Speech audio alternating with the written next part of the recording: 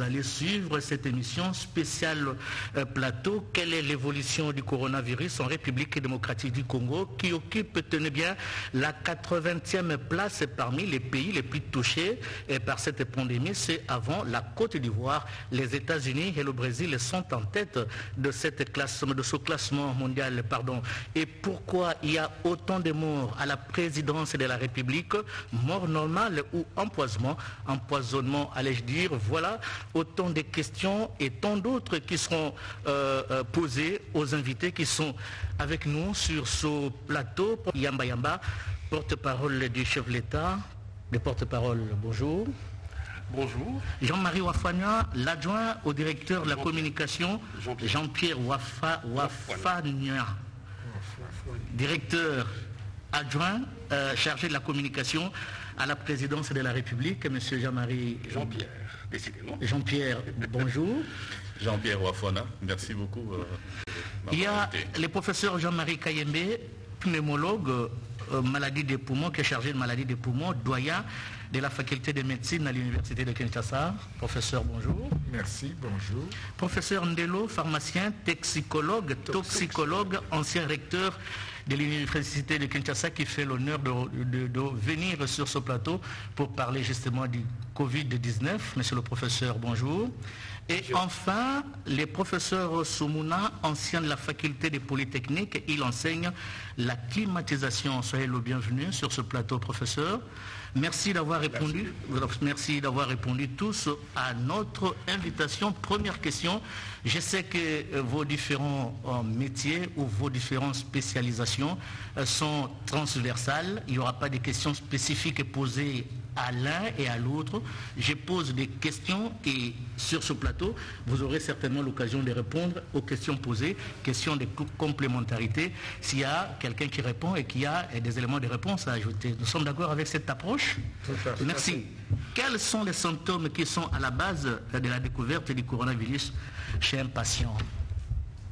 Professeur Kayembe. Oui, je pense qu'en ma qualité de médecin, le seul à cet aéropage, je peux dire que parmi les symptômes qui peuvent suggérer la Covid-19, il y a notamment la fièvre, il y a également la toux, et on dit de cette toux qu'elle est habituellement sèche, mais elle peut être productive également.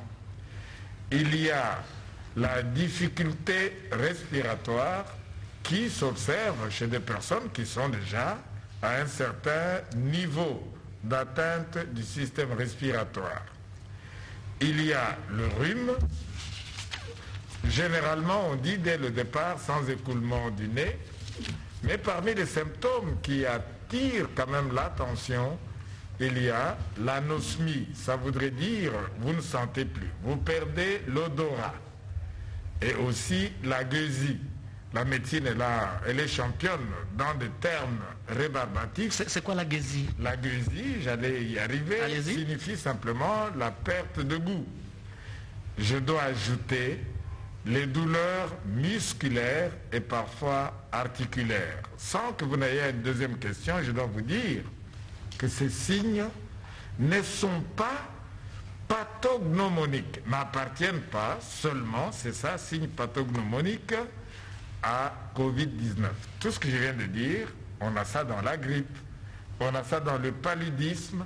Voilà ce qui rend la bataille encore beaucoup plus dangereuse. Parce qu'aujourd'hui, professeur, merci beaucoup pour cette explication. Aujourd'hui, tout le monde a peur. Avant, nous, on toussait. Avant, on avait le rhume. Avant, on avait la fièvre. Mais aujourd'hui, si on a le rhume, on tousse, on a la fièvre, on a tendance à dire qu'on souffre du coronavirus. Professeur. Eh bien, tout à fait, malheureusement, parce que vous voyez bien que la population, à partir du moment où on a dit que voilà, tel symptôme et tel autre symptôme sont les symptômes de Covid, ce n'est pas tout le monde dans la population qui est au courant que tous ces divers symptômes peuvent se retrouver ailleurs. Et donc, il y a une sorte de stigmatisation. Vous voyez? C'est-à-dire, c'est comme dans le temps avec le VIH. Vous comprenez? dès qu'on reconnaissait quelques signes, quelqu'un qui est en train de maigrir comme cela, alors que l'amaigrissement peut venir, peut se retrouver dans une autre maladie aussi, tout le monde se dit attention. Donc c'est la même chose, il faut comprendre la population. Mais malheureusement, c'est comme cela. Mais c'est comme cela, c'est pour cela qu'il y a les tests qu'on fait les plus rapidement possible pour pouvoir faire la part des choses. On ne peut pas condamner quelqu'un, on ne va pas condamner. On ne peut pas dire à quelqu'un qu'il a le Covid-19 sans qu'on ait fait les tests pour être sûr que c'est vraiment cela. Avant de prendre le professeur Soumouna, professeur Kayembe, je reviens à vous. Est-ce que le coronavirus tue? Le dire, la question ressemble même à un euphémisme. Parce qu'aujourd'hui, les hommes des médias, à travers l'Europe et chez nous également, vous avez suffisamment montré. Et les statistiques les plus rapportées à ce jour sont celles qui montrent le nombre de décès aux États-Unis en tête, en Angleterre en second lieu, le Brésil étant en train de dépasser. Ce serait un euphémisme si je devais vous dire que le coronavirus, réellement, il tue.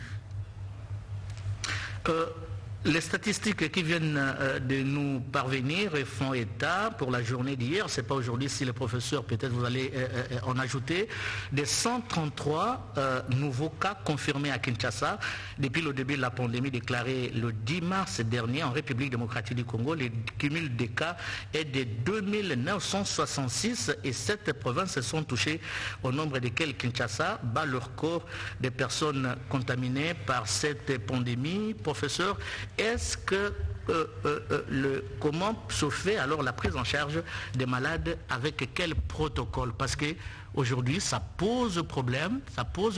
L'OMS a déclaré la non-utilisation de la chloroquine, mais apparemment c'est comme si ce message et cet organisme qui s'occupe de la santé à travers le monde n'est pas suivi. Il y a d'autres pays qui continuent encore à utiliser la chloroquine. Je ne sais pas si c'en est le cas pour la République démocratique du Congo.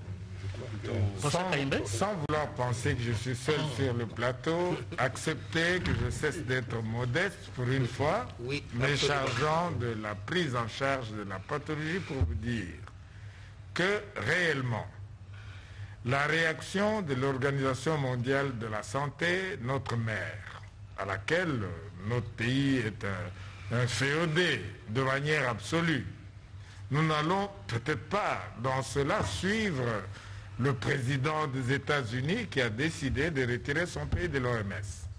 Mais tout cela est fondé sur une étude sortie d'une revue prestigieuse qui, en mon humble avis, ce n'est pas un avis personnel parce que d'autres scientifiques le partagent, est allé trop vite en besogne. C'est quelle revue? Le Lancet d'Angleterre. Aujourd'hui, le monde scientifique est également en ébullition pour dire que l'étude qui est sortie, qui a fustigé, qui a crucifié la chloroquine, est une étude qui a péché par plusieurs biais sur le plan épidémiologique, sur le plan statistique, etc. La réponse de mon pays, c'est probablement ce que vous attendez. Nous avons opté pour, nous fondons sur des études scientifiques venus de Marseille.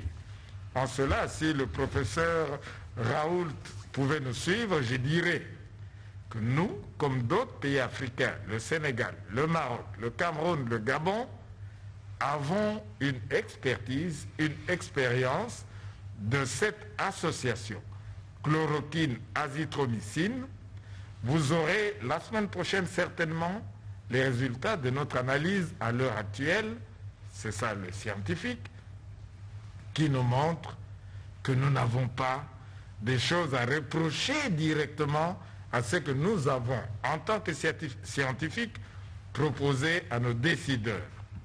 Je suis certain qu'après, vous nous direz que pensez-vous d'autres schémas thérapeutiques, etc. Nous y reviendrons. Mais certainement que déjà l'étude du Lancet aujourd'hui est en train d'être revue. Je ne voudrais pas être à la place de l'éditeur responsable de cette grande revue au vu de ce qui est en train de se passer à l'heure actuelle. Le scientifique écoute, le scientifique observe et enfin seulement le scientifique réagit. Attendons. La science évolue, professeur. Nous y reviendrons. Professeur Soumouna, je suis à vous. La configuration, allais-je dire, climatique diversifiée de la RDC nous fait dire que certaines provinces sont épargnées de cette pandémie. Et pourquoi? Bon, au niveau de notre pays, il faut savoir que nous avons plusieurs zones climatiques. Il y a le nord et le sud, où nous avons des climats subtropicaux. Et au milieu, nous avons la zone équatoriale. Bon, mais au-delà des aspects climatiques, ici, ce qui nous concerne, ce sont les aspects de la climatisation ou du conditionnement d'air, qui est tout à fait différent de climat. Ah, d'accord. Bon. Et si on doit revenir au niveau du climat, là, je risque encore de balancer la parole vers les médecins parce que au niveau du climat, nous avons des facteurs tels que l'humidité, l'ensoleillement, la température. Bon, je ne sais pas comment est-ce qu'ils agissent sur le vécu de la population vis-à-vis de la pandémie qui nous a attaqués. Professeur Kaïmé. Si je peux encore dire quelque chose, c'est vous dire que le Covid, la Covid-19, la maladie... Attendez, c'est le Covid ou la Covid? C'est la confusion. Aujourd'hui, l'Académie de France, en tout cas le professeur Kassongo Mouema Yamba Yamba, parce que quand on n'a pas dit Yamba Yamba, on n'a pas terminé son nom, nous corrigera certainement si on se trompe. Il y a un débat autour de... Ah non, il n'y a pas de débat. On a tranché, mais au début, c'était un peu de cacophonie. On va demander au professeur des sciences de l'information qui nous dira que tout le monde est d'accord pour la Covid. Très bien. Nous devons admettre qu'il y a eu énormément, mais la leçon apprise aujourd'hui, après 3-4 mois dans le monde entier, la plus grande leçon, c'est l'humilité. Nous sommes en face d'un nouveau virus. Même les plus grands virologues, j'ai l'humilité de reconnaître que je ne suis qu'un petit et pauvre pneumologue qui soigne les poumons, nous avons à apprendre tous les jours de cette affection. Même si ma conviction personnelle est de dire que la plupart des maladies virales, et je suis en cela accompagné par des plus grands épidémiologistes que ma modeste personne, notamment le professeur Raoul, s'il peut suivre la RTNC, le français, il est à Marseille. Il doit savoir que Marseille, j'aime déjà l'équipe de l'Olympique de Marseille. Je ne dirais pas que c'est à cause de ça. Mais je dois avouer que je pense, comme nous avons une grippe saisonnière, éventuellement, avec le virus qui change d'antigène, les vaccins doivent changer tout le temps, je suis de ceux qui partagent l'opinion sans avoir fait de démarche. En médecine, c'est evidence-based. Mais je pense réellement à la saisonnalité aussi de cette affection. Et ça, nous le partageons avec les Chinois, avec les Européens, etc. Je pense que la saison joue un rôle réel sur la transmissibilité, sans oublier tous les autres facteurs qui justifient les mesures barrières. La Covid-19 ne supporte pas de chaleur. Mais vous ne craignez pas que pendant que nous sommes en pleine saison sèche et qu'il y ait des risques que cette Covid-19 puisse se propager pratiquement sur l'étendue du territoire national? Je ne suis pas sûr de vous avoir dit que le virus, pas la Covid qui est la maladie, le virus c'est le SARS-CoV-2. Laissez-nous, à nous médecins, aussi de rester un petit peu dans un ostracisme qui nous fait présenter à la population comme étant des savants. Le professeur Kassongo Yamba Yamba, quand il parle, ne voudra quand même pas que vous lui disiez qu'il ne parle pas bien. C'est un monsieur qui cause bien. Je voudrais simplement dire ici que nous ne sommes pas sûrs de dire que la chaleur le détruit complètement. Ce dont on est sûr, c'est qu'en laboratoire, de température, là, le professeur Ndelo et le professeur Soumouna ne me contrediront pas. Il n'y a aucune bactérie, il n'y a aucun virus qui résiste à plus de 60 degrés éventuellement. Mais quand nous parlons saisonnalité, nous parlons des facteurs d'environnement. Je voudrais ici, si vous me permettez, je vais m'arrêter là, professeur. dire, lorsqu'on étudie un petit peu ce qui vient de se passer, la Chine, l'industrialisation à outrance, sans tenir compte de ce que les climatologues ont dit, la couche d'ozone qui est détruite, la dispensation du CO2. Regardez la Chine, où ces mesures, à mon humble avis, ne sont pas toujours respectées de manière évidente. Regardez l'Europe occidentale aujourd'hui. Allez en France. Je ne suis pas de France, mais je pense que Mulhouse, par exemple, qui est le premier cluster d'où serait parti le plus d'infections, lorsque vous regardez, il y a suffisamment d'industrialisation, à mon avis, un petit peu anarchique. Je pense, et ça, je suis responsable de ce que j'ai dit en ce moment, que l'Afrique, en plus d'autres facteurs, parce qu'on n'a pas étudié la génétique, a aussi la protection, un tant soit peu, de son environnement. Avons-nous des industries pétrolières à outrance dans ce pays? Est-ce que nous polluons la couche de l'ozone dans notre pays africain, en Afrique subsaharienne, même l'Afrique du Nord, autant que ça se fait aujourd'hui ailleurs? C'est une question que je pose à des collègues environnementalistes sans avoir la prétention de l'avoir. Mais je pense que ça fait partie. L'avenir nous dira, ça fait partie des facteurs qui nous protègent un temps soit peu, il y en a d'autres. Monsieur Kassoumouima, monsieur Jean-Marie, je ne vous ai... Oui, Jean-Pierre. Excusez-moi. Je ne vous ai pas du tout oublié. Hein. Excusez-moi. Je pose juste une question au professeur Ndelo qui est pharmacien. Jusque-là, les gens qui sont guéris de cette pandémie, ils ont utilisé quels produits? Là encore, c'est difficile de le dire, parce que nous ne faisons pas partie de la riposte. Vous comprenez? En tant que pharmacien?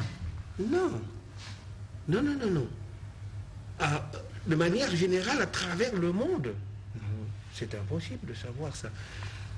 Une fois de plus, je crois que monsieur le doyen est le seul qui peut nous dire qu'est-ce qu'il donne aujourd'hui, parce qu'il y a divers protocoles qui peuvent exister. Ok? Mais quel est par exemple le protocole qui est en application? Il vient de donner le protocole de l'hydroxychloroquine. Peut-être la question, à mon humble avis, pourrait être formulée de cette manière. Y a-t-il d'autres protocoles qui sont utilisés, oui ou non, dans notre pays? Et puis à travers le monde. Et lui, il est le mieux placé pour pouvoir le dire. Mais qu'en est-il des plantes traditionnelles? Semble-t-il que ça guérit? Une fois de plus, le professeur, monsieur le doyen, vient de dire quelque chose de très important. Soyons très humbles. Le Covid-19 que vous voyez là, aujourd'hui, au moment où nous vous parlons, il n'y a pas beaucoup de gens qui savent exactement ce qu'il est. Ça, c'est un. On tâtonne alors. Je m'excuse. Allez-y. Je m'excuse, vous m'avez posé une question sur les plantes médicinales. Ok? Deuxièmement, n'oublions pas que Covid-19, on l'appelle le nouveau coronavirus, n'est-ce pas? Donc il y a d'autres coronavirus qui ont existé. Oui. Bien. Maintenant, est-ce que les plantes médicinales sont efficaces? En général, bien sûr que oui. Rien à faire. Je suis pharmacien. Je sais que ce que je vous dis concernant les plantes médicinales, c'est une réalité. Je vais vous dire. Lorsque vous avez par exemple des plantes contenant des tannins condensés, eh bien les tannins condensés sont des produits très formidables qui sont antibactériens, antiviraux très puissants.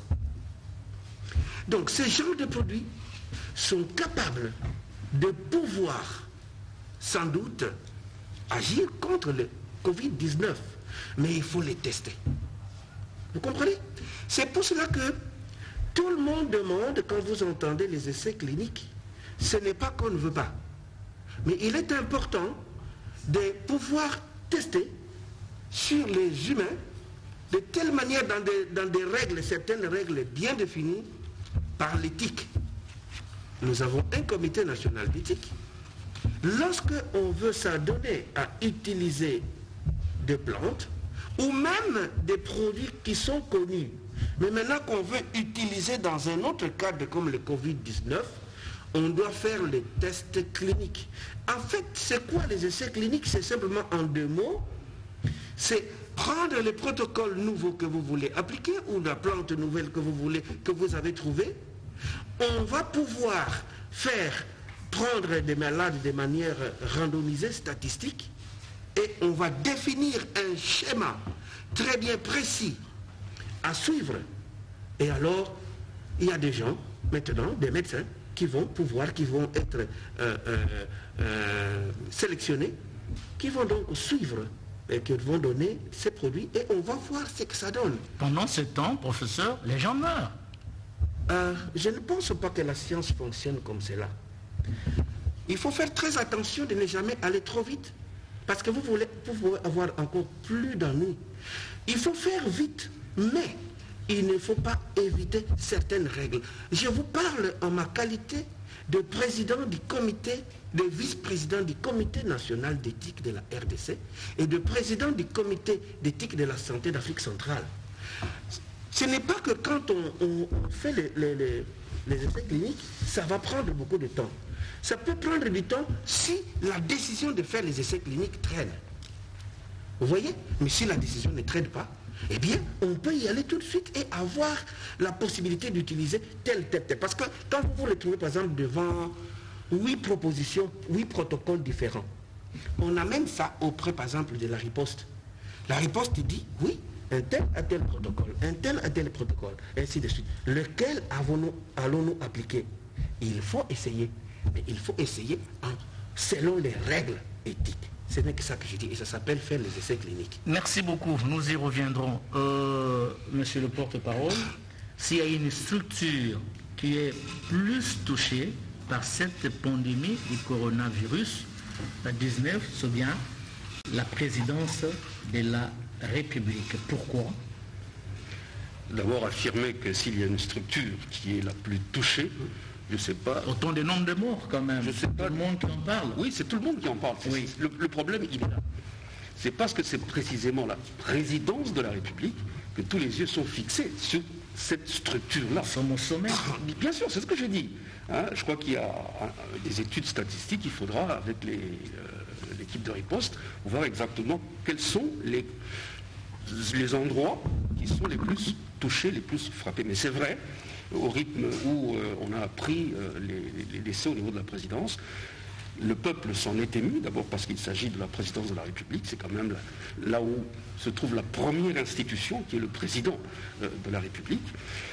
Il y a beaucoup, c'est vrai, d'émotions lorsqu'on parle de cette situation-là, c'est tout à fait normal. Maintenant, on a l'impression que c'est là où il y a le plus de morts. La présidence de la République est un lieu très fréquenté. D'abord par ceux qui y travaillent, mais il y a beaucoup de visites que l'on rend au président lui-même et à ses collaborateurs. Ce qui fait que c'est un milieu qui est exposé. La présidence de la République a pris un certain nombre de mesures dès lors que les scientifiques nous ont indiqué qu'il y avait des mesures barrières, qui nous ont indiqué qu'il fallait respecter la distanciation sociale. On a respecté effectivement ces mesures-là, et d'ailleurs on est en train de les renforcer. Donc, on ne peut pas nier qu'il y a des décès liés en particulier à la Covid-19, mais aujourd'hui je pense que l'accent doit être mis sur le fait qu'il y a des mesures pour protéger ceux qui travaillent dans ces installations. Lesquelles? Il y a d'abord les mesures comme le port du masque. Oui, ça c'est générique. Oui, mais maintenant, dès que effectivement ça a commencé à prendre de l'ampleur, on a réduit le nombre de personnes qui partagent les mêmes pièces pour le travail. Au début, on s'était dit 4 personnes par bureau. Au fur et à mesure que les chiffres augmentent, on est en train également, à la présidence de la République, comment dirais-je, de serrer davantage les mesures qui ont été prises. Bientôt, là, on est dans le télétravail. Ne viennent au bureau que ceux qui sont véritablement indispensables. On travaille avec les moyens actuels, l'ordinateur, le téléphone. Ainsi donc, les gens ne sont pas obligés d'être sur le lieu de travail, précisément parce qu'il y a le souci de protéger les personnes qui travaillent à la présidence de la République. Bientôt, on va procéder à des, à des tests de dépistage, qui vont d'ailleurs se généraliser, parce qu'avant on le faisait, mais pour des personnes qui le souhaitaient, qui voulaient, ou qui se sentaient plus ou moins, qui avaient des doutes. Donc il y a ces mesures-là qui sont renforcées, mais il y a également cette espèce de ce test rapide qui va être fait, et si ce test rapide donne des résultats, par exemple de positivité, on va le faire confirmer par les spécialistes de l'INRB, puisque pour l'instant, c'est le seul laboratoire qui a, comment dirais-je, la possibilité de confirmer cette présence de la Covid-19. Donc voilà, il y a plusieurs mesures également qui accompagnent celle-là. S'il y a des personnes qui sont touchées, la présidence de la République les accompagne. Pour ceux qui sont touchés, la présidence de la République ne les abandonne pas, elle les accompagne. Voilà donc les mesures, mais je crois que Jean-Pierre Ouafouana, qui est ici également, il pourra pouvoir me compléter par rapport à ce que j'ai dit. Oui. C'est vrai que ça fait plusieurs jours que je viens sur les plateaux pour essayer d'en parler, et j'essaie donc d'être assez... Mais juste une question, monsieur Tarsis Kassoumouema Yamba, même si vous essayez de nuancer sur le nombre de morts au niveau de la présidence et de la République, mais nous sommes tentés quand même de vous poser la question de savoir est-ce que tous ces morts sont partis à cause du virus Covid-19? À ma connaissance. Il n'y a pas d'autres... À ma connaissance, oui.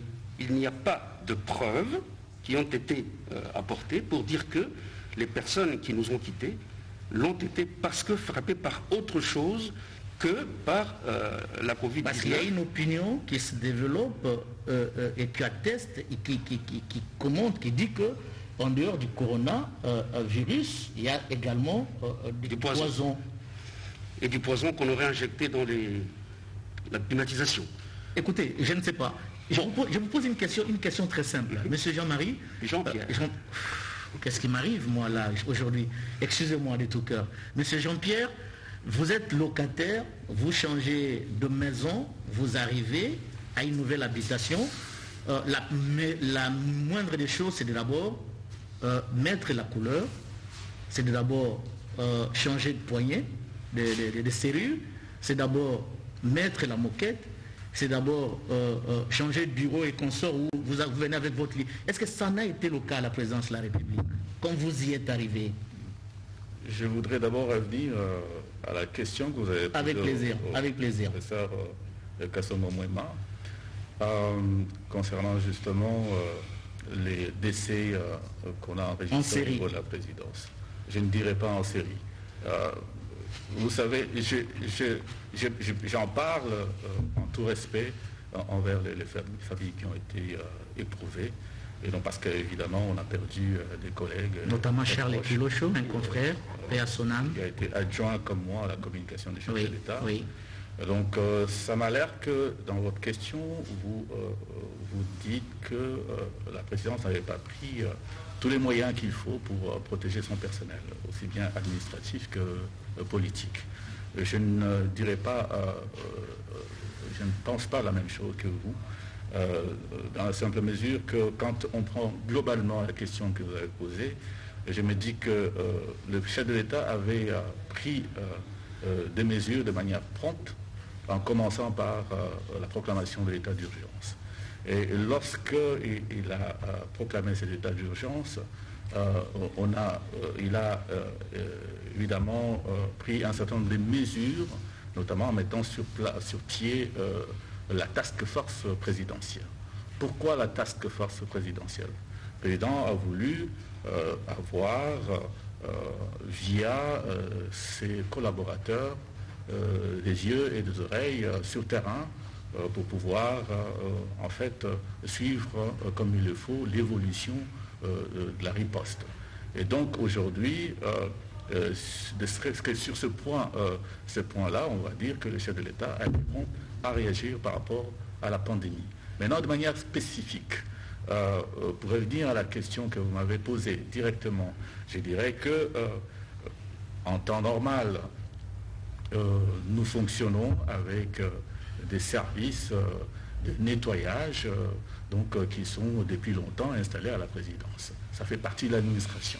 Et donc, nos bureaux sont régulièrement nettoyés et voilà. Donc, on ne peut pas, à ce niveau-là, dire qu'il n'y a pas de précautions qui aient été prises pour pouvoir protéger donc le personnel administratif et le personnel plutôt politique de la présidence. Vous ne préconisez pas de changer le décor? Maintenant, puisqu'il y a cette situation autour des décès que nous avons enregistrés, évidemment, la présidence doit s'adapter aux circonstances actuelles. Donc, comme l'a dit le porte-parole, donc il y a un certain nombre de mesures qui ont été prises et d'autres renforcées pour pouvoir protéger justement le personnel, notamment l'installation des portiques, des pulvérisations des désinfectants, pour justement filtrer toutes les entrées à la présidence. C'est pas tard, Jean-Marie. Bon, mais je pense que Jean-Pierre. Je pense que dans l'évolution de la pandémie, il y a moyen de s'ajuster. Et donc, aussi bien qu'on constate au niveau de la riposte, parce que, bon, voilà, les éminents professeurs qui sont en face de moi ont dit que c'est une nouveauté, cette pandémie est une nouveauté. Et donc, on est en train d'apprendre. Hein, voilà, on ne peut pas prétendre que on peut dévancer comme ça les choses, mais il faut, chaque fois qu'il y a une situation, essayer de s'adapter. Et c'est comme ça que ça marche également à la présidence. Et donc aujourd'hui, on a constaté qu'il y a une situation qui demande à ce que la présidence puisse s'adapter à la nouvelle situation. Et donc c'est pourquoi on a mis en place ces dispositifs qui permettent, n'est-ce pas, de filtrer les entrées sur les sites de la présidence, aussi bien à l'Union africaine qu'au Palais de la Nation. Voilà, on parlait tantôt des systèmes de climatisation. Je me réjouis que sur ce plateau, il y ait un toxicologue qui pourra peut-être nous expliquer très bien comment ces choses-là marchent. Mais de mon point de vue, et pour tout vous dire d'ailleurs, hier j'étais au bureau, j'ai dû retourner tout simplement parce que j'étais convaincu, il fallait que je sois convaincu que mon environnement de travail avait été assaini. Donc il y a eu par 2 fois une désinfection totale, par des services spécialisés. Donc tous les bureaux ont été, tous les pavillons sur les sites présidentiels de l'OUA ont été désinfectés. Et donc ça rassure le personnel pour retourner au travail. L'autre chose, c'est que moi je suis retourné hier à mon bureau. J'étais tellement rassuré que j'ai mis mon climatiseur à fond pour pouvoir travailler normalement. Donc je n'étais pas inquiet de ce point de vue-là. Donc rassurez-vous, moi je voudrais également à cette occasion rassurer la population, ceux qui ont tendance à lancer comme ça des informations non vérifiées dans les réseaux sociaux, et c'est la tendance ces derniers jours, qu'au niveau de la présidence, il y a un travail qui se fait pour assainir l'environnement, rassurer le personnel aussi bien politique qu'administratif. Il n'y a pas de fumée sans feu, dit-on. Professeur Soumouna, je rappelle que vous êtes ancien doyen de la faculté des Polytechniques et vous enseignez la climatisation. Est-ce que la clim dans son fonctionnement peut poser des problèmes à un être humain? La climatisation, oui, peut poser des problèmes. Comment? D'abord, il faut savoir que la climatisation, il y a plusieurs types. Excusez-moi. Allez-y, il y a plusieurs types de climatisation, de systèmes de climatisation. Nous connaissons tous dans nos maisons, nous avons des climatiseurs, soit de type fenêtre, vous avez juste un bloc, ou bien des splits, vous avez deux groupes, l'un à l'intérieur, l'autre à l'extérieur, vous avez le condenseur à l'extérieur, et puis celui qui donne le froid, l'évaporateur, à l'intérieur. Et il y a d'autres, pour des grands immeubles, par exemple ici, je ne sais pas, je crois que c'est une climatisation. Il y a la clim. Oui, la clim, oui. D'accord, mais ça peut être une climatisation centrale. Là, vous avez une centrale de traitement d'air, et puis vous avez soit des systèmes où vous avez des gaines de ventilation, c'est-à-dire des conduites qui amènent l'air qui est déjà traité au niveau de la centrale jusque dans les différentes pièces. Mais quand est-ce que la clim peut constituer une problématologie? C'est pour cela que j'y viens. Allez-y. Oui. Donc, vous arrivez jusque dans les différentes pièces. Soit, on va traiter l'air au niveau des pièces. Comment? On va amener alors le froid. Le groupe, la centrale existe, mais on amène le froid par une saumure ou bien de l'eau froide jusqu'au niveau de éjecteurs-convecteurs qui vont maintenant faire le mélange, qui vont prendre l'air de la pièce et le refroidir pour le réinjecter au niveau de la pièce. Bon, mais quand est-ce que maintenant on peut avoir des problèmes? Puisque j'ai dit oui, éventuellement. Vous voyez, il y a des dizaines d'années, en Occident, on avait découvert que nous savons que avec la climatisation, il y a de l'eau qui se condense, parce que l'humidité de l'air au contact des parois froides, on passe le point de rosée, c'est-à-dire la température à laquelle, pour la pression partielle de la vapeur d'eau, devient égale à la pression de saturation. Professeur, vous êtes trop savant. Vous êtes trop savant. Essayez de simplifier les choses pour le bonheur des téléspectateurs qui nous suivent. Le matin, quand nous nous réveillons, quelquefois, même en saison sèche, vous voyez au niveau des feuilles d'arbres ou quoi, vous voyez la rosée. Oui. Bon, pourquoi? Parce que pendant la nuit, la température descend. Et la température, généralement, est minimale peu avant le lever du soleil. C'est-à-dire que pendant la nuit, on a atteint la température de rosée et il y a la rosée qui est là. Bon. Donc il y a de la condensation. Vous avez de l'humidité qui peut rester au niveau... Non. Vous donnez cours, professeur. Je suis en train d'expliquer. Vous avez je suis en train de répondre à votre question. Vous avez de l'eau qui est là et on peut avoir des microbes ou quoi qui stagnent là-bas. Climatisation centrale, et quand il y a de l'air qui passe, ils arrivent jusque dans les pièces. Quand est-ce qu'ils posent le problème? En particulier, vous avez la légionellose, une maladie qui affecte des gens. Et là, je bascule encore vers le professeur qui peut compléter, puisque moi, je peux seulement dire que ça peut amener des problèmes. Là, c'est pourquoi? C'est parce qu'on n'a pas bien entretenu c'est le cas de la présidence. Non, non, je ne dis pas ça. Moi, je donne simplement. Ah, d'accord. On va poser la question peut-être. Je vais basculer. Oui, Jean-Pierre. Je ne dirais pas que c'est le cas à la présidence. Oui. Parce que dans mon cas, et dans les cas de plusieurs autres bureaux qui sont sur les sites où j'ai travaillé, donc à l'OIA, donc ces systèmes de climatisation ont été installés il n'y a même pas un an. Donc c'est vrai que ça demande un entretien assez régulier parce que c'est un problème d'aération et tout le reste. Mais je ne pense pas que de ce point de vue-là, il y ait un problème de toxicologie ou d'empoisonnement. À moins que le professeur ne me contredise, mais en tout cas, je n'ai pas entendu de problème de santé à ce niveau-là. Si ce n'est de spéculation. Avec le passage de services spécialisés pour désinfecter la présidence de la République, pouvons-nous croire que le nombre de morts en série sera diminué? Encore une fois, je n'aimerais pas revenir sur le terme que vous employez en disant les morts en série. C'est vrai qu'il y a eu des situations où on a déploré le décès de des collègues. Mais il ne faudrait pas non plus dramatiser.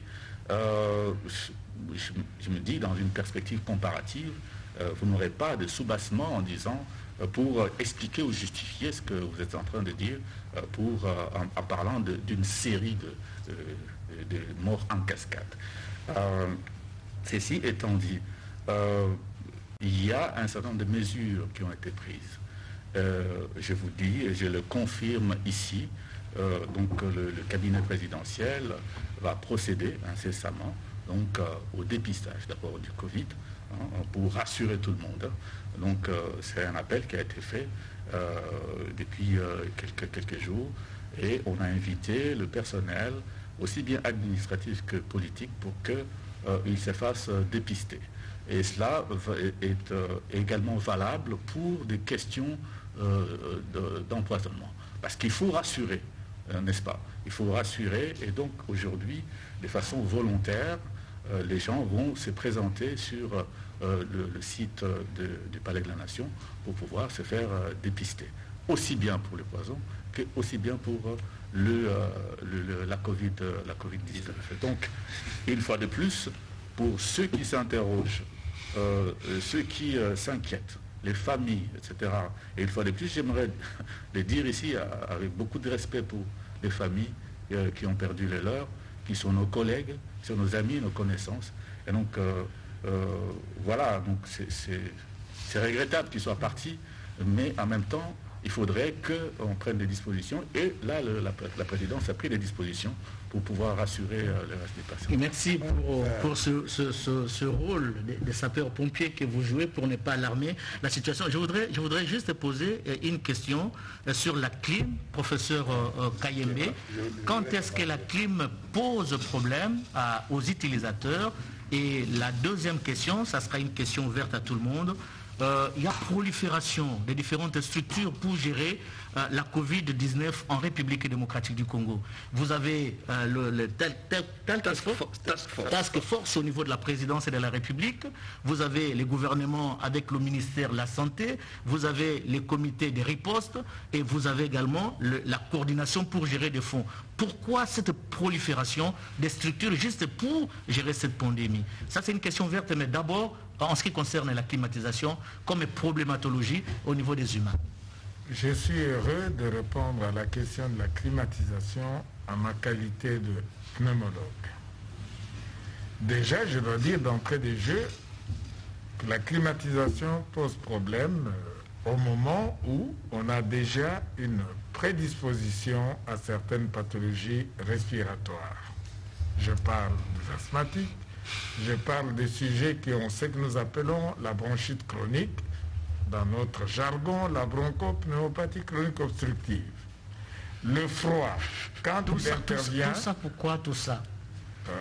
Les médecins doivent bien se montrer un petit peu en savant. Permettez-nous de le faire. C'est votre cas? Sûrement pas. Quand nous n'avons pas la possibilité de nous pavaner au Palais de la Nation ou ailleurs, de discuter sur le sexe des anges. Ça au moins, c'est quelque chose qui est prouvé. Le froid peut être un facteur prédisposant à la diminution de la résistance A. J'étais très heureux que mon collègue de Polytechnique ait évoqué l'exemple d'une pathologie liée à une bactérie du légionnaire. On l'a appelée la légionellose. Elle a été découverte en France d'ailleurs, dans un pays développé, à partir de circuits de climatisation. Mais on combat cette affaire-là lorsque le circuit de l'air qui circule est régulièrement entretenu et revisité. C'est ce que j'ai entendu de Jean-Pierre Lokabanga et du professeur Fassongo Mwema, la présidence entretient. Jean-Pierre Wafouana. Excusez-nous pour avoir massacré vraiment tout au long de cette émission. On a vraiment massacré votre nom. Je comprends. Il a certainement compris pourquoi je suis allé au-delà, sans vendre la mèche, de manière évidente. Oui. Mais c'est connu que le froid, comme les grandes chaleurs, les extrêmes, comme les âges extrêmes, en médecine, sont toujours des facteurs de confusion, des facteurs confondants qui peuvent prédisposer pour telle ou telle autre maladie. la RDC a connu plusieurs épidémies, hein, professeur, excusez-moi de revenir sur ça. Il y a eu Ebola, il y a eu d'autres pandémies comme les choléra, le sida et consorts, mais jamais, alors au grand jamais, on a eu autant de prolifération de services pour une pandémie. Pourquoi Corona aujourd'hui mobilise tout le monde? Est-ce que ce n'est pas un problème de fonds, parce qu'il y a des financements peut-être qui viennent de l'extérieur, que tout le monde se cramponne sur ça pour essayer un peu d'avoir des bénéfices? Si cette question m'est posée, je suis totalement à l'aise pour le dire. Avons-nous connu... Mais apparemment, depuis le début de l'émission, vous êtes toujours à l'aise, c'est pas seulement pour cette question. Merci beaucoup. Je vous en prie. Vous l'avez remarqué, je suis tout à fait aise pour répondre. C'est aujourd'hui une pandémie. Regardez la vitesse. Décembre, Yuan. Aujourd'hui, nous ne sommes qu'au mois de mai. L'Europe, les puissants de ce monde sont plus frappés. Ça me rappelle les animaux malades de la peste. Ils étaient tous touchés, mais tous n'en mouraient pas. Vous avez compris que nous perdons parfois notre temps à chercher le sexe des anges. Pourquoi nous n'avons pas jusqu'aujourd'hui un vaccin réel qui va bloquer le paludisme, qui continue de tuer plus même que la Covid-19? Mais c'est aux scientifiques de trouver une solution. Eh bien voilà, c'est la raison pour laquelle je félicite personnellement, et là ça ne m'engage que moi et d'autres comme moi, le gouvernement de la République et le leadership du chef de l'État. Excusez-moi, je ne suis pas en train d'encenser n'importe quoi. Il a dit un ennemi invisible. Il a appelé les scientifiques congolais à se mettre ensemble. Et cela va certainement vous aider pour la prochaine question que vous nous posez. Elle est déjà en tête. Se mettre ensemble pour trouver des solutions. Internationales, oui, parce que nous sommes des scientifiques, mais locales également, parce qu'aussi nous sommes des scientifiques. Mais j'ai tout simplement l'impression que nous n'avons pas suffisamment confiance en nous-mêmes. Aujourd'hui, les réseaux sociaux, qui donnent parfois, laissez-moi les qualifier, à des personnes limitées de diriger des débats. Nous sommes en train de le vivre. C'est du journalisme citoyen. Excusez-moi, je ne sais pas si ça, c'est ce que vous appelez le journalisme. Citoyen. Bon, c'est pas classique. Je ne suis pas spécialisé dans le domaine, je vous l'accorde, mais devons-nous nous accrocher forcément à la rumeur? Si, il faut écouter la rumeur. Mais que fait le scientifique? Je pense, ma réponse, c'est ce que vous êtes, avec ces éminences grises. Le professeur Kassongo, Jean-Pierre... C'est Jean-Pierre, oui. Jean-Pierre Ouafana, le professeur Soumouna, le professeur Ndelo et ma modeste personne, nous sommes en train d'essayer ensemble de répondre à des questions que se pose la cité. C'est ça notre contribution à cette lutte commune. Mais jamais... Apparemment, vous n'avez pas répondu à une partie de ma question, professeur. La prolifération des différentes structures pour cette pandémie. Exactement. Oui. Au départ, dans tous les pays du monde, le ministère de la Santé a la charge de prendre les questions de santé. On dépasse le niveau d'une épidémie, le niveau d'une pathologie qui touche une frange de la population. Lorsqu'on a un fait nouveau de société, lorsque c'est une pandémie, on remue le plus possible, et tous les pays l'ont fait avant nous. On remue toutes les éminences grises pour dire, là, voilà pourquoi le président de la République a pris en main la décision de nommer un comité scientifique, de nommer une task force, de demander au ministre de la Recherche scientifique de mettre autour de lui tous les scientifiques de son pays. Il l'a fait. Qu'en est-il du cas du Congolais qui est venu de Madagascar? Congolais venus de Madagascar, vous me l'apprenez. Non. De qui s'agit-il? Les Congolais qui a travaillé avec les scientifiques malgaches pour mettre en place... Mouniangui. Il s'appelle comment? Jérôme Mouniangui. Jérôme Mouniangui, oui. Eh bien, je vous avoue que Jérôme Mouniangui, qui est certainement, que je dois compter parmi des personnes à qui j'ai dit, je pense, hein, avec fausse modestie, etc., enseigner la pneumologie, je le pense. Il pourra me contredire demain.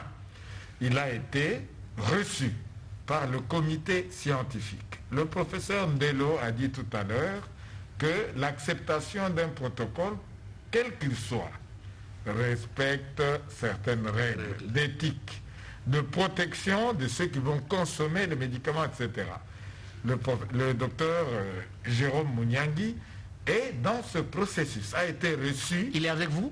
Il a été reçu par le comité scientifique, le président de la République. Oui. Ok, là c'est le niveau politique. Oui. Il a été également reçu par le comité scientifique que dirige, je dois le répéter, de main de maître, mon maître, notre enseignant à nous tous, Professeur le professeur Jean-Jacques Mouyembe, Oui.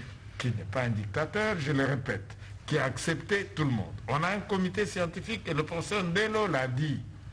On a reçu les protocoles des uns et des autres. Mais tout ce que nous devons proposer à la population doit l'être sous une mesure de sécurisation optimale. Le risque zéro n'existant pas, ne reprochons pas à nos scientifiques congolais de se réunir et tout le monde est le bienvenu. Le professeur Ndelo à côté de moi est parmi ces chercheurs qui travaillent depuis longtemps, il vous le dira, dans le domaine de la toxicologie, qui passe également par le même tamis. Ce tamis n'exclut personne. Je sens que autour de cette table, il y a des valeurs et qui ont beaucoup d'idées, mais nous tendons certainement vers la fin de cette émission. Il y a beaucoup à dire. Vous allez avoir la parole, professeur, je vous en prie. Il y a nous tendons vers la fin de cette émission. Une question à vous trois, peut-être que les chargés de communication, les porte-paroles vont parler. À quand situez-vous le pic de la pandémie Covid-19 en République démocratique du Congo?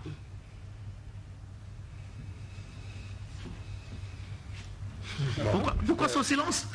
Non, à ce niveau-là, moi, je vais seulement dire que quand on parle de pic d'une telle pandémie, Oui.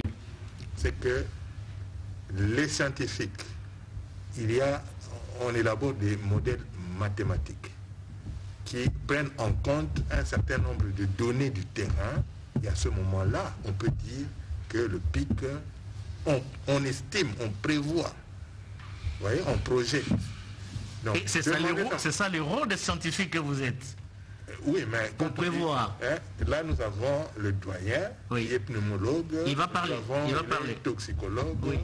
Moi, je suis ingénieur. Oui. Et quand j'ai pris directement la parole comme ça, parce que nous sommes outillés pour faire des modèles, ainsi de suite. Il y a également des scientifiques qui le font, que ce soit les biologistes, les médecins, ainsi de suite. Mais à quand alors? Mais il aurait fallu que un spécialiste de modélisation pareille puisse donner cette réponse-là. On peut seulement dire maintenant que ça aura lieu à telle époque si on a été lire ou bien informé par ailleurs par un collègue. C'est tout ce que moi je pouvais apporter. Professeur Ndelo? Comme il vient de le dire, il faut demander à un spécialiste en la matière, à un modéliste de faire le travail. Mais c'est pas un extraterrestre, ce spécialiste. Il se compte parmi les scientifiques de ce pays. Un spécialiste, je vais vous dire quelque chose, Oui. monsieur le journaliste, Oui. tel que vous me voyez là, il vient de le dire. Je fonctionne dans beaucoup de choses, notamment dans le poison, et beaucoup de ceux qui nous regardent me connaissent. Professeur Ndelo. Poison? Ok? Mais je suis allé jusqu'à la porte de la riposte. Je ne suis pas entré. Pourquoi? Parce que quelqu'un ne peut pas entrer de lui-même. Il faut quoi? Il faut qu'on le fasse entrer, il faut qu'on l'appelle, qu'on lui dise, voilà, vous êtes ingénieur, vous pouvez faire des prévisions, venez, faites-nous un peu un plan pour faire la prévision, pour que nous puissions savoir à quel moment on va arriver on aura les pics. Alors ils travaillent. Ils cherchent 2 ou 4 personnes avec lesquelles ils travaillent. Et on va leur demander de quoi avez-vous besoin. Ils donnent les besoins qu'ils ont et ils travaillent. Mais là, tant que ce n'est pas fait, c'est ce qu'il dit il a dit ça en des termes très très gentils, mais je crois qu'il faut appeler le nom par le chat par son nom. Le chat par son nom. Allez-y, il s'appelle comment? Ça ne leur a pas été demandé, il n'y a personne qui a demandé ça. Il faut qu'on demande maintenant, il faut s'y mettre. C'est tout. Professeur Kayemé. J'ai envie de dire directement que je venais de relancer la demande expresse. Le ministre de la Recherche scientifique nous a dit qu'il a été mandaté personnellement par le chef de l'État pour lui dire la recherche dans ce pays, c'est quand même vous. Sans doute parce que l'autorité suprême a compris qu'il y avait quelque part une cacophonie. Voilà. Le rôle de l'autorité suprême, c'est de remettre quelque part... Réguler. Voilà. Vous me donnez le mot qu'il faut, réguler le fonctionnement, et ceci est en cours. Voilà. Je voudrais simplement insister aussi pour dire qu'une structure, quelle que soit, lorsqu'on a une méga structure avec 200 personnes, il est très difficile de fonctionner que lorsqu'on a une structure avec 10, 20, là, 30... Là, vous me donnez raison quand j'ai parlé de la prolifération des différentes structures. Je voudrais vous dire le leadership, laissez-moi le dire et je le félicite, du ministre de l'enseignement, de la recherche scientifique, a été celui de réunir, et il l'a fait, les différents comités, etc., pour les mettre ensemble. Je voudrais simplement ici faire un plaidoyer. Mon plaidoyer de médecin, de doyen de faculté de médecine, comme nous avons une pullulation, c'est l'occasion des facultés de médecine, c'est de voir qui sont viables, qui le sont un petit peu moins. Mais c'est de nous réunir pour dire que, rappelons le message du président de la République. On a à faire face à un ennemi commun, c'est lui qui l'a dit. Il n'est pas médecin, il n'est pas polytechnicien, il n'est pas pharmacien, mais il a dit. Un ennemi commun qui lui est invisible. En visionnaire. Face à un ennemi invisible. Utilisons, et c'est ça mon sentiment, les moyens visibles et les moyens invisibles. Bien. Voilà pourquoi les hommes de presse... Nous allons conclure cette émission. La réalisation, allais-je dire, me demande qu'on arrête cette émission parce qu'il est temps. Professeur, s'il vous plaît, vous allez parler pendant la conclusion. Je vous en prie, ne vous fâchez pas sur le plateau, les téléspectateurs vous suivent. Nous allons conclure cette émission en passant par les professeurs Soumouna. Qu'est-ce qu'on peut retenir de cette émission d'aujourd'hui avec l'évolution du coronavirus en République démocratique du Congo, avec autant de décès qu'on a enregistrés ce dernier temps au niveau de la présidence de la République? Merci beaucoup pour cette question tout à fait ouverte. Ce que je viens de retenir, c'est que, je reprends un peu la ligne par laquelle vient de passer monsieur le doyen, en parlant de la recherche scientifique. Bon, quand on parle de recherche scientifique, il ne faut pas oublier que en sous-bassement, on doit avoir l'infrastructure, les moyens financiers et les hommes. Parce qu'il faut des hommes pour animer tout cela. Il faut aussi des moyens. Des moyens, les moyens absolument. Et puis, il ne faut pas... On dit que qui veut la paix prépare la guerre. C'est-à-dire, il ne faut pas attendre que le coronavirus arrive avant de commencer à réfléchir. Si nous avons une pandémie, qu'est-ce que nous devons faire? C'est-à-dire, il faut donner les moyens avant, pas en cas de catastrophe. À ce moment-là, on peut, dans les laboratoires, et voir les équipes qui travaillent bien, on leur alloue encore des moyens.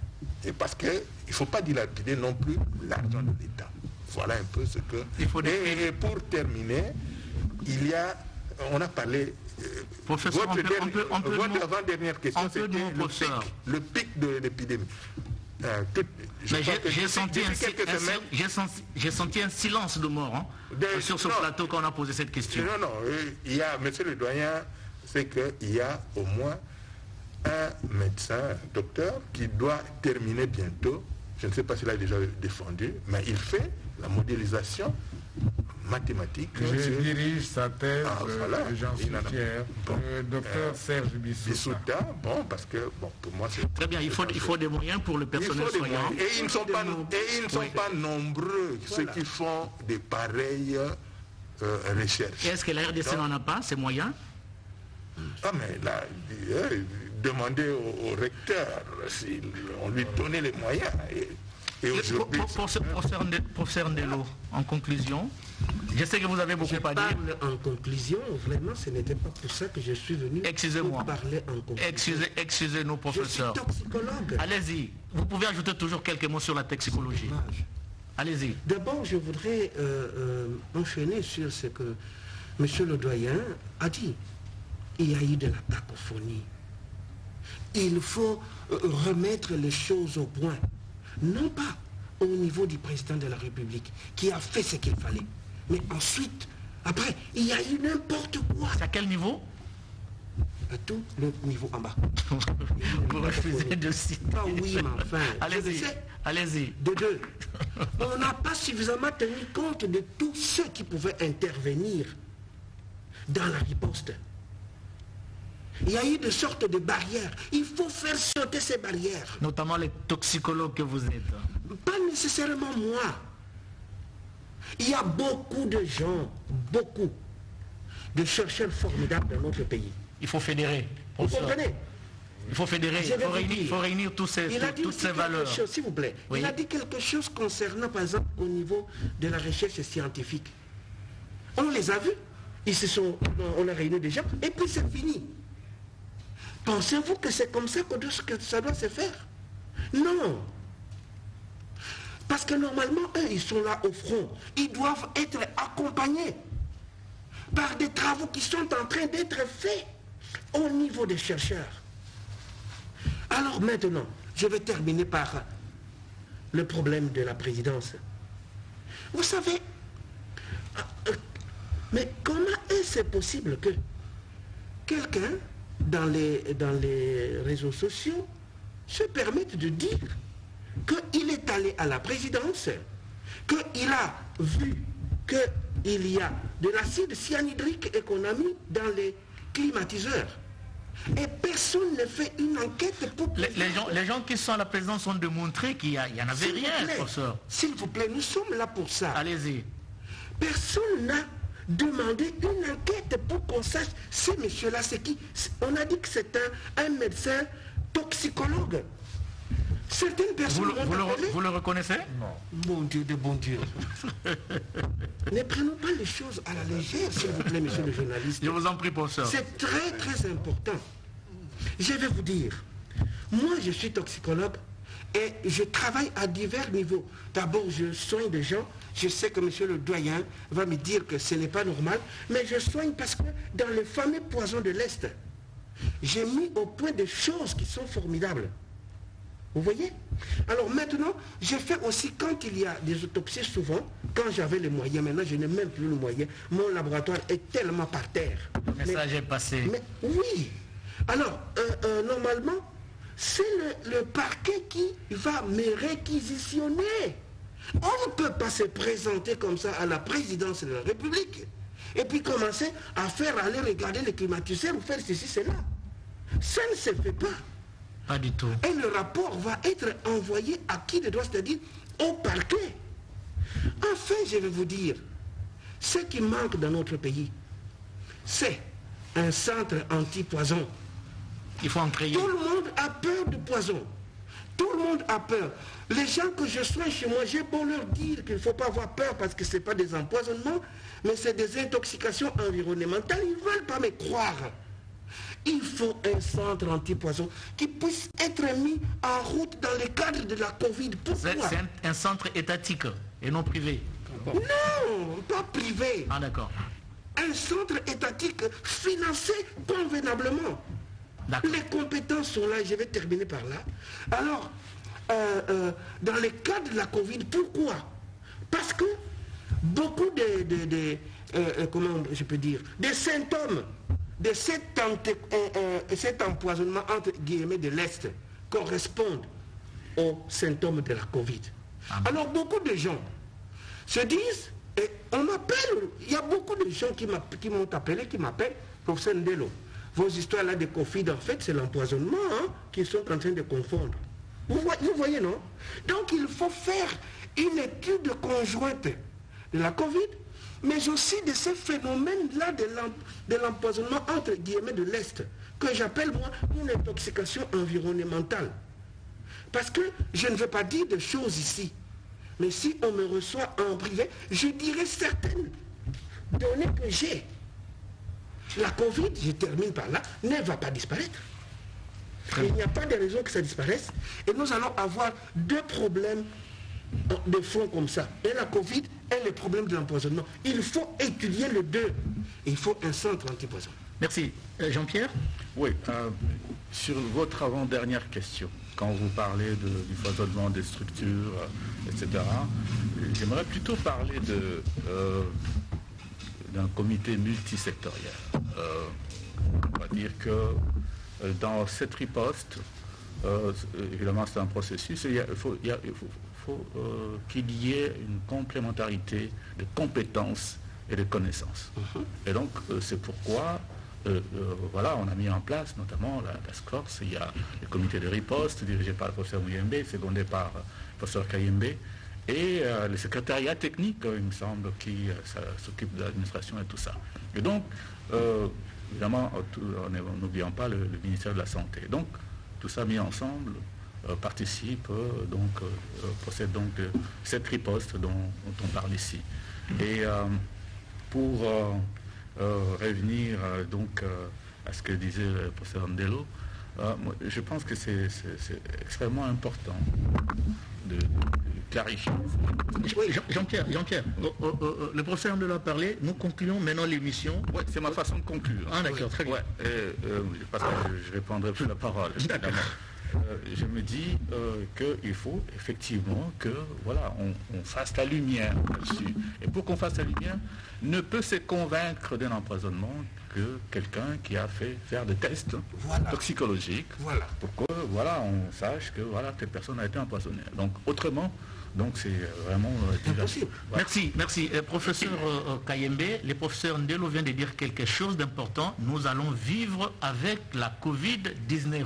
Donc vivre avec ça, comme si nous vivons aujourd'hui avec Ebola, comme nous vivons avec d'autres épidémies. Est-ce à dire qu'on tend également vers la mise sur pied d'un programme national à l'instar de toutes les autres pandémies que nous vivons dans notre pays? Et ça sera votre mot de conclusion.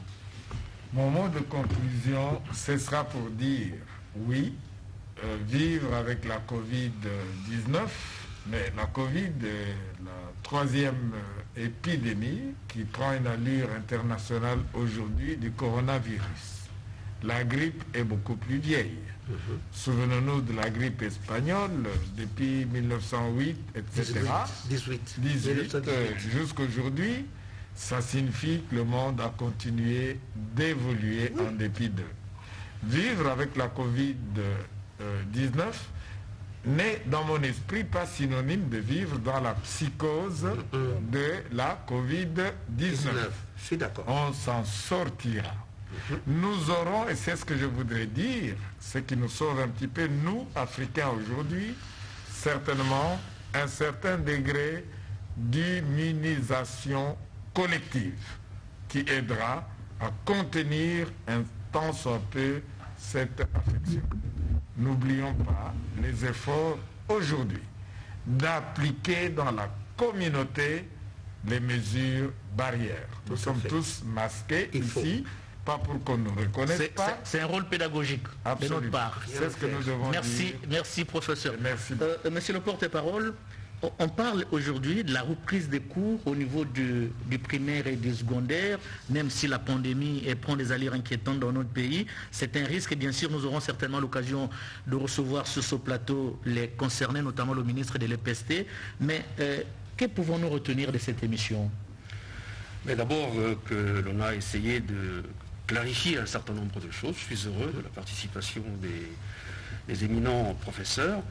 Et en particulier, j'ai bien aimé l'intervention du professeur Ndelo par rapport à la problématique que vous avez posée concernant nos collègues qui sont tombés à cause de la Covid-19. Je crois qu'effectivement, il y a des précautions à prendre lorsqu'on parle de cette affaire d'empoisonnement. Parce que c'est vrai, quand ça part dans les réseaux sociaux, mais même si vous voulez répondre, vous n'avez pas véritablement d'arguments à avancer, puisque scientifiquement, ce n'est pas prouvé, et en même temps, on n'a pas laissé la place à ceux qui s'occupent de ce genre de problématiques. Donc ici, je voudrais vraiment saluer ce qui a été l'apport de chacun des professeurs et chercheurs qui sont ici, mais je voudrais insister sur un fait, c'est que la présidence de la République ne baisse pas les bras, en tout cas en particulier le chef de l'État. Tous les efforts qui doivent être conjugués l'ont été et vont l'être davantage. Et à ce sujet particulier, parce que beaucoup de gens ont posé la question par rapport à quand est-ce qu'on va lever l'état d'urgence, je crois pouvoir dire ici que pour le chef de l'État, la santé de la population est primordiale. On va alléger probablement un certain nombre de mesures pour permettre aux gens quand même de sortir, de manger, de se nourrir, mais les mesures nécessaires pour essayer de bloquer la progression de ces mesures-là vont être maintenues aussi longtemps que nécessaire. Très bien. Autant je remercie les invités qui sont avec moi sur ce plateau, autant je remercie toute l'équipe technique qui nous a accompagnés dans cette émission, qui est réalisée par Patrick Kachala. Une équipe costaud, hein, croyez-moi, je n'ai pas conçu cette émission seule. Vraiment une équipe costaud.